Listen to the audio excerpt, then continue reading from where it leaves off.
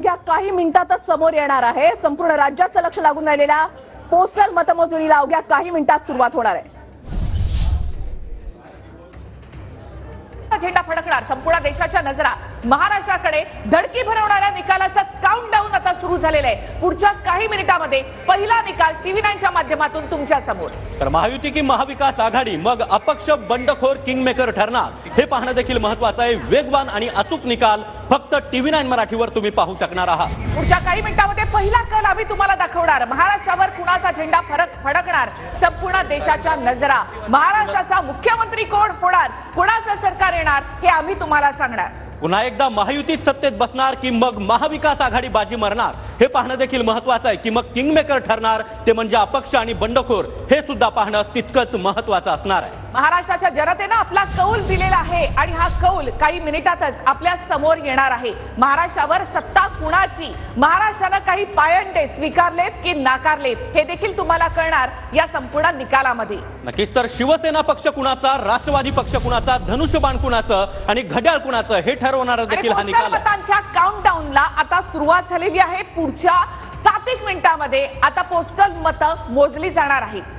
नक्कीच तर महाराष्ट्रामध्ये कुणाचा झेंडा फडकणार, महायुती की मग महाविकास आघाडी, उत्सुकता आता शिगेला लागलेली आहे।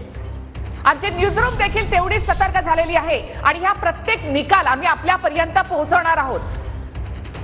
तर पोस्टल मतांच्या काउंटडाऊनला आता सुरुवात झालेली आहे। पुढच्या 7 मिनिटांमध्ये पहिला कल आपल्या हाती येईल। 8 वाजता बरोबर मतमोजणीला सुरुवात होईल। पोस्टल मतं आधी मोजली जाणार आहेत। जनतेनं आपला कौल दिलेला आहे, हा कौल काय ते आम्ही तुम्हाला सांगणार। ठीक 8 वाजता पोस्टल मतांच्या मतमोजणीला सुरुवात होईल आणि त्यानंतर प्रत्यक्ष मतमोजणीला सुरुवात होईल। त्यामुळे अवघ्या 7 मिनिटांमध्ये आता पोस्टल मतांची मतमोजणी सुरू होणार आहे। पुढच्या काही मिनिटातच आपला पहिला कल आपल्या हाती येणार आहे। TV9 च्या स्क्रीनवर तुम्ही सगळे आकडे या ठिकाणी पाहणार आहात। काउंटडाऊन सुरू झालेला आहे। उमेदवारांची धाकधूक तेवढीच वाढलेली आहे आणि महाराष्ट्रातल्या जनतेची धाकधूक देखील तेवढीच वाढलेली आहे। सगळ्यांचं लक्ष या सगळ्या काउंटडाऊनकडे, या निकालाकडे लागलेलं आहे।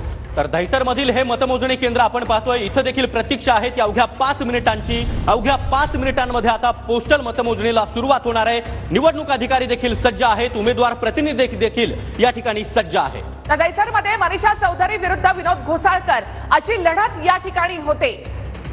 तिरंगी लढत, मनसेचा उमेदवार देखील या ठिकाणी निवडणुकीच्या रिंगणात। तर पोस्टल मतांच्या काउंटडाऊनला आता सुरुवात झालेली आहे। पुढच्या 5 मिनिटांमध्ये पहिला कल आपल्या हाती येणार आहे। 8 वाजण्यासाठी फक्त 5 मिनिटं बाकी आहेत आणि त्यानंतर पोस्टल मतं मोजली जातील। अवघ्या काही मिनिटात पहिला कल आपल्याकडे येईल। तर परळीमधील ही दृश्य आपण पाहतोय, परळीमध्ये देखील बिग फाईट आहे।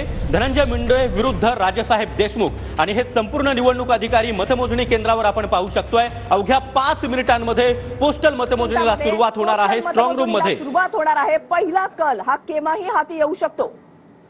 तर पोस्टल मतांना काही वेळातच आता सुरुवात होईल। पुढची 5 मिनिटं उरलेली आहेत। पोस्टल मतांच्या काउंटडाऊनला आता सुरुवात झाली आहे। फक्त 5 मिनिटं उरलेली आहेत। 8 वाजता बरोबर पोस्टल मतं मोजली जातील आणि पुढच्या काही क्षणात पहिला कल आपल्या हाती येईल। नक्कीच तर महाराष्ट्रामध्ये कुणाचा झेंडा फडकणार, महायुती की महाविकास आघाडी, संपूर्ण देशाचं लक्ष सध्या केवळ महाराष्ट्राकडे लागून राहिलं।